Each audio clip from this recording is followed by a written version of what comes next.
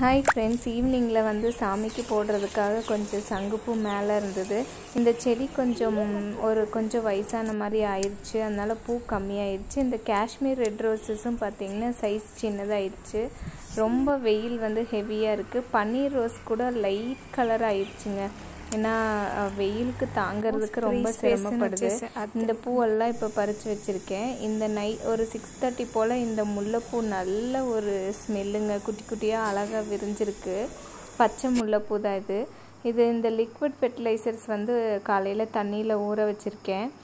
வெங்காய சருகும் அப்புறம் வந்து மைசூர் பருப்போட தண்ணியில் ஊற வச்சுருக்கேன்.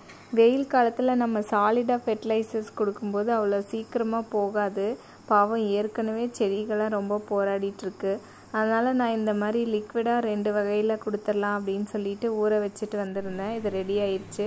ஒரே ஒரு ஸ்டார் ஃப்ரூட் இந்த வெயிலையும் நல்லா பழுத்து இருந்ததுங்க. அதை கட் பண்ணால் ஒரு 4 விதை இருந்தது. நம்ம வந்து ஸ்டார் ஃப்ரூட் வந்து இந்த விதையை வச்சு நம்மளே வர வச்சுக்கலாம் அப்படின்னு சொல்லிட்டு நல்ல விதை வந்து நல்லா முத்திருக்கு பாருங்கள். என் கையில் ப்ரௌனிஷாக நல்லா இருக்குது பாருங்கள். அப்புறம் பிரண்டை கொஞ்சம் இருந்தது. சரி, பிரண்டை வந்து நம்ம வீக்லி ஒன்ஸாவது சாப்பிட்டோம்னா நம்மளோட டைஜஷனுக்கு வந்து ரொம்ப நல்லது.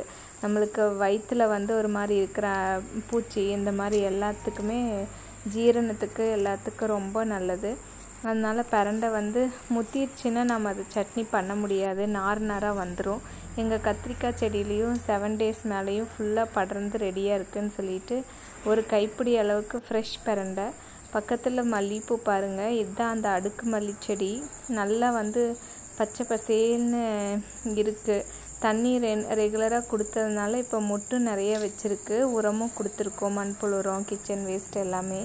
ஆனாலும் லாஸ்ட் இயரை கம்பேர் பண்ணையில் பூவோட அளவு கம்மி தான். எனக்கு என்னமோ வெயில் அதிகமானதுனால தான் தோணுது. ஸோ இப்போ பிரண்டை, 7 days ரோஸ், கத்திரிக்காய் எல்லாம் பறிச்சுட்டு